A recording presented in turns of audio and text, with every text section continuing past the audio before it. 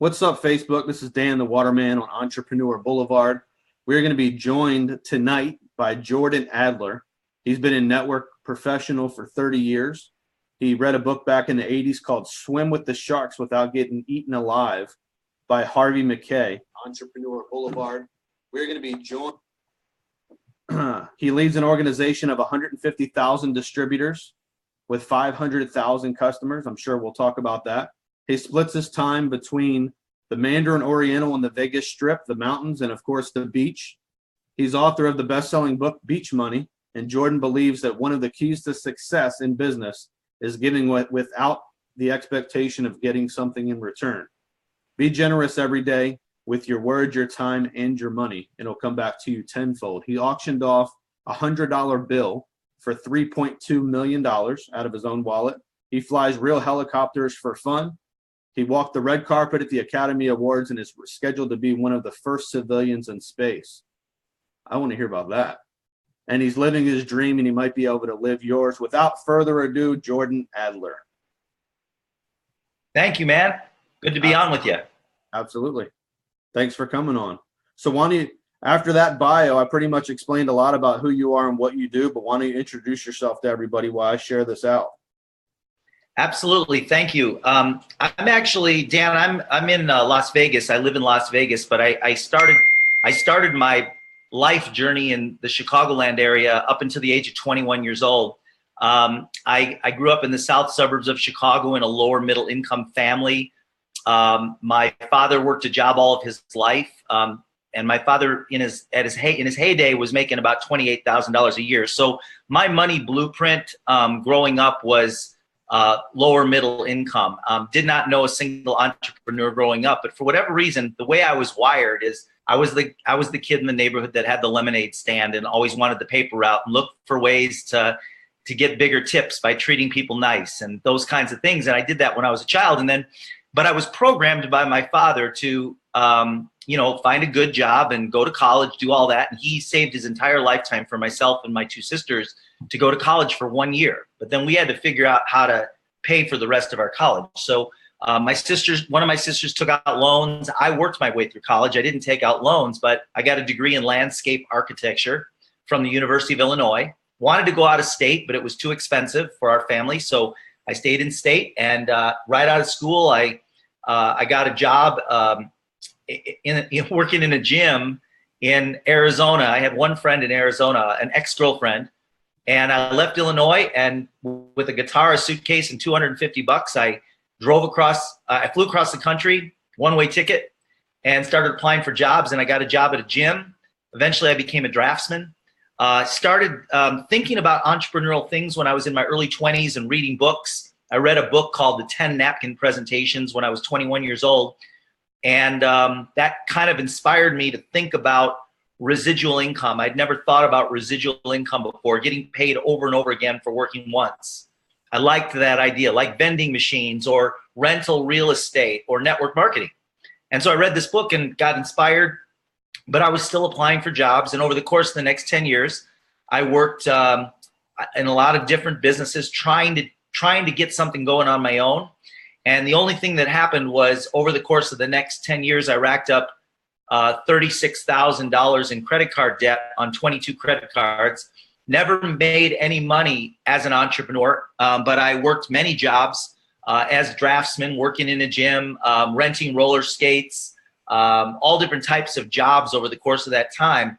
But I was learning the mindset of being an entrepreneur over the course of those years by reading books and attending seminars and lots and lots and lots of field practice, being out there talking to people and just falling flat on my face over and over again. I was involved in 11 network marketing companies in 10 years, never signed up one single person, never got a check. And then and I also started some traditional businesses that failed horribly, never made any money in any of them. And in 1992, I joined my 12th network marketing company. And they say when opportunity and preparation come together, that's when things take off. And so I had been preparing for years, reading books and going to seminars and meeting with people and practicing and developing my sales skills. And then in 1992, I finally figured out how to begin to bring some business into a company. And it was a long distance network marketing company. And over the course of the next 13 years, I sponsored 129 people into my business and grew a team of over 85,000 with 250,000 customers. And I became a millionaire with that company. So I was an overnight millionaire, but it took me 13 years to get there. And at the age of, Dan, at the age of 34 years old, I was, my rent was $200 a month. I had 2 roommates. I was living in an enclosed garage in Tempe, Arizona, on the Arizona State University campus. I had $36,000 in credit card debt, and I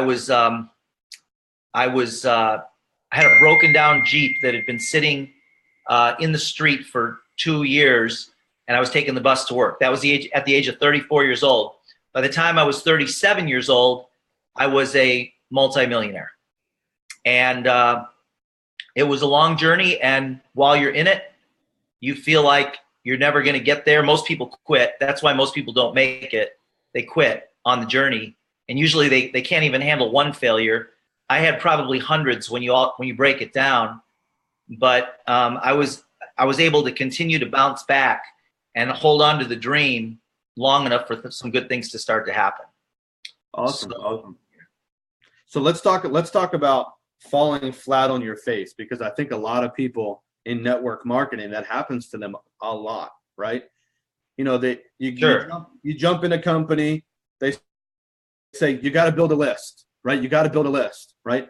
So what were some of the things that you learned along those first 11 network marketing companies you joined, as far as falling on your face? Well, you know, honestly, I was involved in Amway twice, and I never made a penny.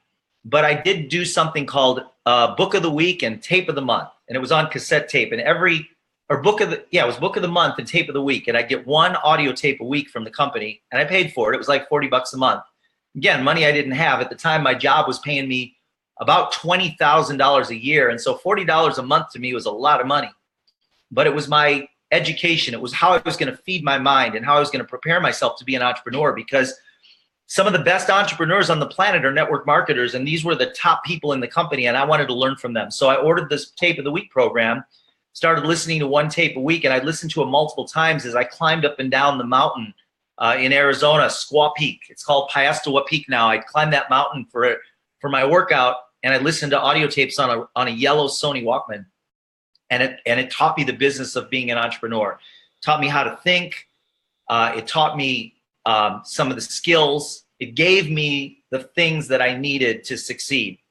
And so, but at the same time, even though you prepare yourself, sometimes for years, it takes time for you to learn it's the hidden part of being an entrepreneur. It's a part that really can't be taught. I'm a licensed helicopter pilot, and it took me 5 hours to learn how to hover the helicopter. Hover just means pick it up off the ground and hold it in one spot. And it looks really simple, but it took me 5 full hours just to be able to do that. There's a whole lot more you need to learn than just to hover, but just to do that. And I remember my instructor saying to me multiple times, I can't teach you how to do it. You just have to do it till you get it. And I mean, you're all over the map. He says at one point, he said, if you can hold it within a football field, I'll buy you a pizza. And then he's got his hands on the controls while you do, and every time you screw up over and over and over and over again. But it's the only way you ever get good is to do it over and over again until you get it, until you get dialed in. And it's the same thing being an entrepreneur. It's something that really cannot be taught. It's something that you just have to get out and do. And you have to fall flat on your face. And the reward for failure is the lifestyle that comes with success. But you don't get there unless you are willing to bounce back after every failure. And every failure feels bad to everybody. The difference between a successful entrepreneur and someone who's not is the ones that become successful, they're willing to take the failure and live in it and then move on and then move forward, step into their future, like step into a new set of circumstances rather than letting it hold them back. Most people, the reason they don't make it is because they quit on a bad day. And I have a saying, don't ever quit on a bad day. You're going to have lots of them.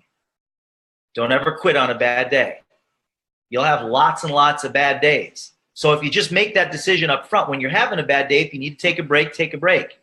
If you need to go to the gym, go to the gym. If you need to punch the punching bag or take a long drive or whatever. But then don't let that be the day that you're done.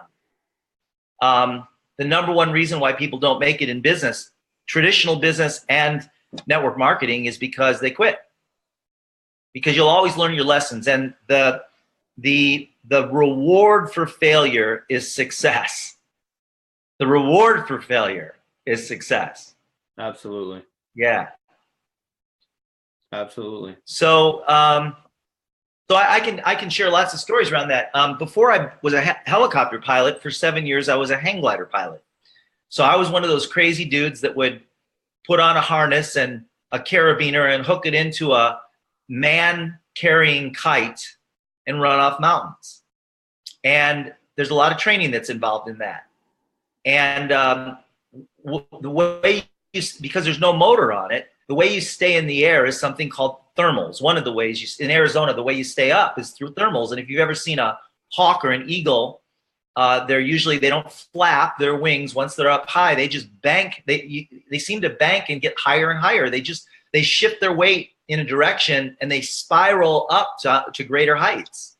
And what that is that's thermals. That's hot bubbles of air that are rising up off the desert floor. Just like in a soda glass, you see the little bubbles forming on the bottom and then they float to the top. Well, there's a temperature differential between the cold air and the hot air. So as the ground heats up, these bubbles of hot air leave the cooler air and rise up. And there's small bubbles and big bubbles. And they're actually columns. They're not even bubbles. They're columns of hot rising air. The reason you see those cumulus clouds that are flat on the bottom, they're not really flat.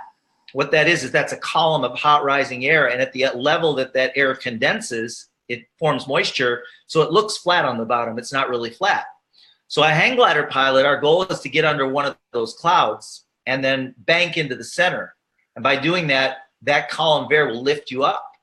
So the greater the volatility, because cumulus clouds happen on volatile days, the big thunderheads that form, that's a volatile day. There's lots of temperature differential, which causes that lift. But the lift does not happen unless there's volatility. It's that volatility, it's the differential between the cold and the hot air that creates the lift. And in our lives, it's the same thing. It's the instability that creates lift. Without the instability, there is no lift. If there's no instability, if you run off the mountain on a day where it's not unstable, what'll happen is you'll have a very boring sled ride all the way to the landing zone. No lift. If it's a boring day, no lift, no volatility, no instability. So when you have that, that's where things are reorganizing and working in your favor, but you got to be able to recognize that. And I have to say, it doesn't make it any easier. When you're in it, it feels bad, no matter who you are. I don't care who you are. And you can tell yourself all day long, this is what creates the lift, and it still feels bad. Just how it is. Right. So how can people compare that to being in business or being a network marketer? Well, you're going to have setbacks sometimes daily, especially when you're getting started for your first few years. You're going to have daily setbacks. And, the reason why people that are in traditional business, there's still a very high failure rate, but there's a higher failure rate in network marketing. And the only reason there's a higher failure rate in network marketing is because it costs a lot less to get involved. Network marketing, you can get started for under $1,000. Traditional business, you're looking at 20,000 on the low end, all the way up to, $1 million or more.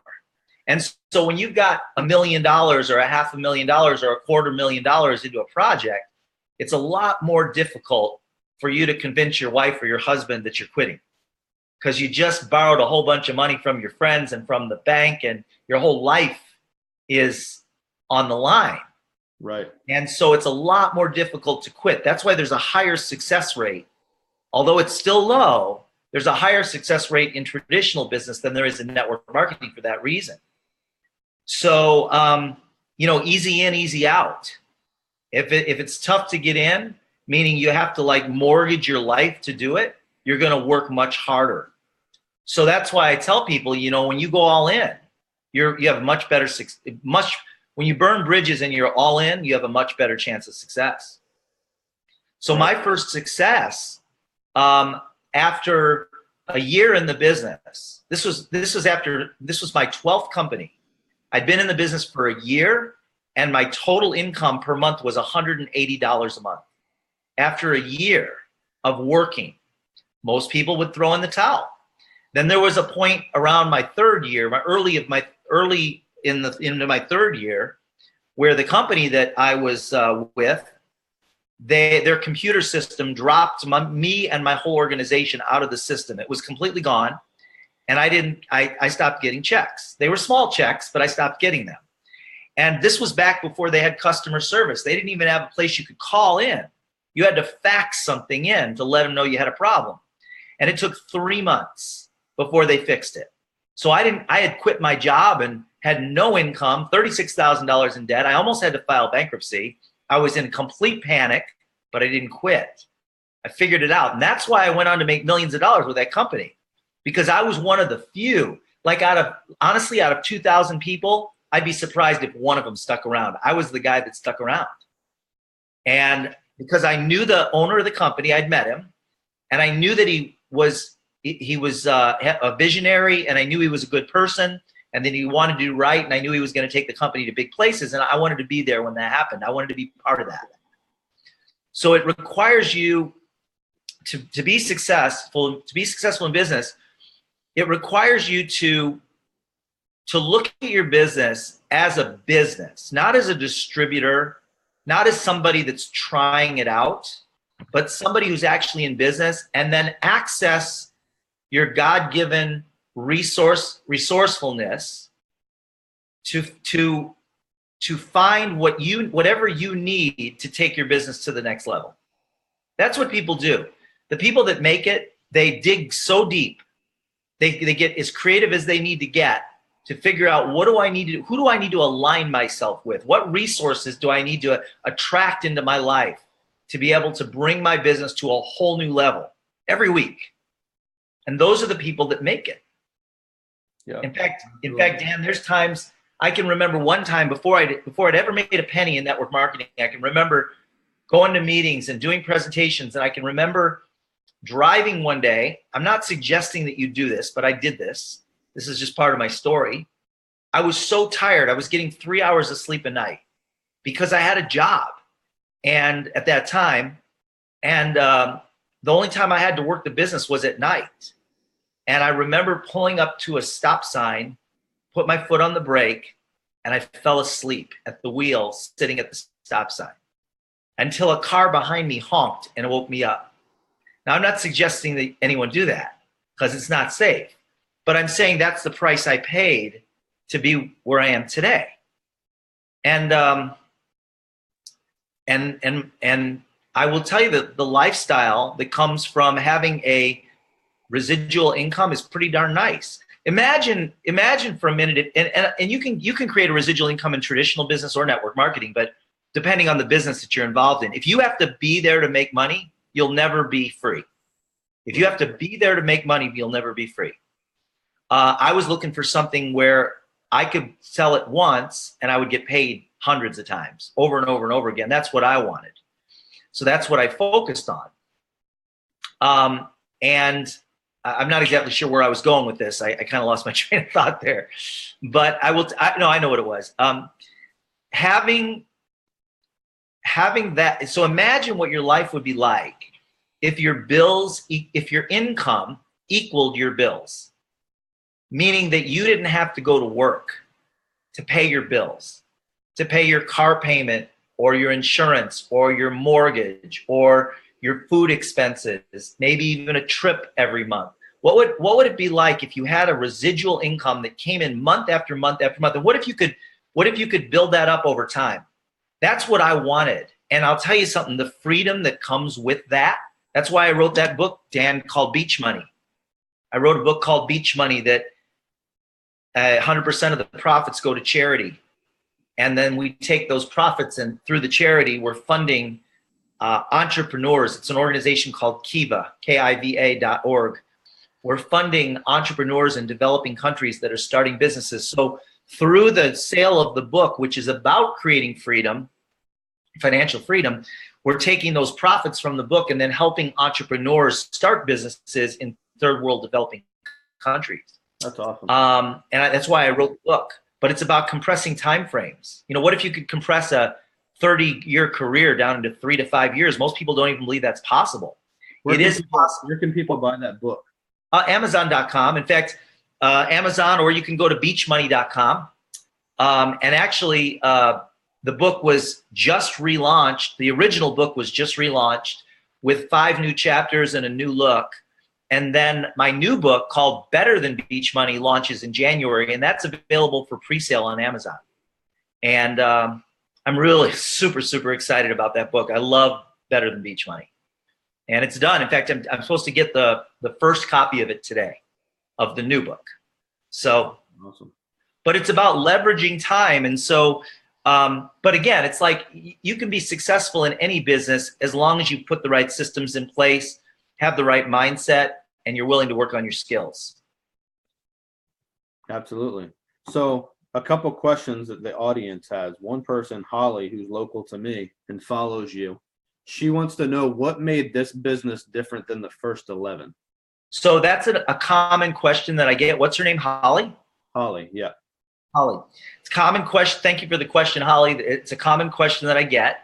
And the question that you're asking, it's a question that I get. It's what made this business different. It wasn't about the business. That's the question that I get, but that's not where you want to be looking, because it didn't have to do with the business. It had to do with me. Yep. It had to do with my mindset. In the other ones, I would join the company, I'd have a setback, and I would quit. Quitting is not a great strategy for success. Success happens when you work through the problems, because then you learn the skills necessary to take you to the next level. That's why somebody who has succeeded in one business, they can go to another business and they can succeed because they have the mindset, the strategies, the mental strategies to get through. It's 80% mental and 20% skill. And so much of it is what you focus on. Your level of commitment, your drive, your motivation, your persistence. You don't have to be pushy. In fact, you can be the opposite of pushy and still succeed, but you do have to be driven. And you do have to be willing to pay the price, which means not quitting when things get tough.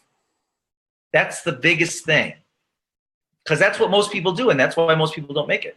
That's because it's the path of least resistance. People want it. They don't want to give up. That's right. But it's easy to give up. It's not easy to push through it. Yep. So that's why people give up. Yeah. So Jason Howland wants to know if your books are on audio. Yeah, actually, both of them are recorded. I just re-recorded Beach Money with the new chapters, and I don't know if that's been downloaded yet. I need to find out. It should be. It should be downloaded.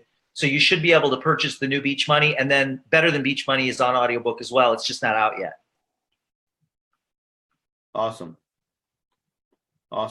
So at what point did you realize when you started this new business with send out cards, right? Yeah. When did you realize that this was it? Well, this is my second. Right. Yeah, this is my second success in network marketing. My first success was a company called Excel. Excel was my 12th company. And in Excel, that's the company that I started I started doing presentations at a little coffee place, cafe, espresso place on Mill Avenue in Tempe, Arizona.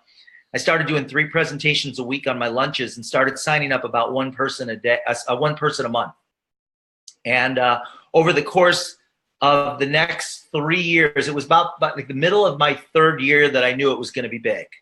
The first year I was making nothing, but I was starting to sign some people up. My 2nd year was tough. My income was going up and down. It'd go up to like 1,500, and then it'd go down to 800 for the month, and then it'd go, up to 2,000, and then it'd go down to 800. And I was trying to live on that with business expenses. That's tough because I didn't have a job anymore at that point. And then by my 3rd year, by the middle of my 3rd year, my check started to go up. And I had my first 5-figure monthly check on my 33rd month, 33rd or 34th month in that company. In that company, I went on to make $8 million And then the company I'm with now, I've been with for 13 years. And I knew before I even got started that it would be big because I'd done it before. I knew how to give a simple presentation. I know how to keep it simple. I know how to persist when things get tough. And I know what level of activity is required to create movement in the business. Got it. So it was you. I mean, like you said earlier, it was all your mindset. It was all what you were willing to put into it. If there's anybody, in any network marketing company, there are people making big money. If there's anybody making big money and they did it legitimately, meaning they built it from scratch, not, in other words, they weren't given a deal, they built it from scratch. If anybody's done it, then it's doable, meaning that leaving your company and going to a new company that has a better product or a better comp plan, it's not a lottery. That's not going to do it for you. If you're leaving because things got tough, then you're leaving for the wrong reason, in my opinion. Absolutely. I mean, I'm impressed with send out cards. Jason sent me one that after we did a huge conference, a benefit for Puerto Rico, and he sent me a send out card. And I mean, I'm a customer. I just need to sign up under him to become an affiliate. So anybody that's in here that owns a business, send me your address. I'll send you a send out card so you can see what we're talking about. By far the best mail that I've gotten from any type of anybody. It's the best customer relationship and customer management system on the planet. And I can prove that. We've got hundreds of videos from entrepreneurs, business owners that have just created so much new business as a result of our product. It's so powerful. Absolutely. I mean, from a traditional business, because I own a traditional business as well, I'm going to use it to send out to every one of our customers. Absolutely. Huge impact. So awesome, man. So we've been on for about 30 minutes. What kind of last minute tips do you want to share with the audience? I'm sure we'll have a couple thousand views. So yeah, I guess the one thing I would say is that motivation is going to be an issue at some point. If it's not right now, there's going to be times where you're going to feel really motivated, and there'll be more times than not that you're not motivated. And building your business, whatever business that is, or if you're in sales, you can't make your decisions based on how you're feeling. We're human beings. Our feelings go up and down. You have to make your decisions based on what you're committed to. Just like your kids, you don't decide to be a parent based on whether you feel like being a parent. Once you're a parent, you're a parent. You make your decisions based on what you're committed to. And so if you will do that, meaning that on the days that you're not feeling motivated, do the business anyway, you will generate motivation in the process of doing. By doing the business, you'll create positive results, and those positive results will feed your motivation. So make your decisions based on what you're committed to, not based on how you're feeling. Love it, man. Love it. Absolutely true. Absolutely true. So I appreciate you being on. I know you're a very busy, very, very busy person. And thanks for coming on, man. My pleasure, Dan. Thanks for having me as a guest. Absolutely. Have a good one. Actually, I should change that. Thank you. Make it a good one.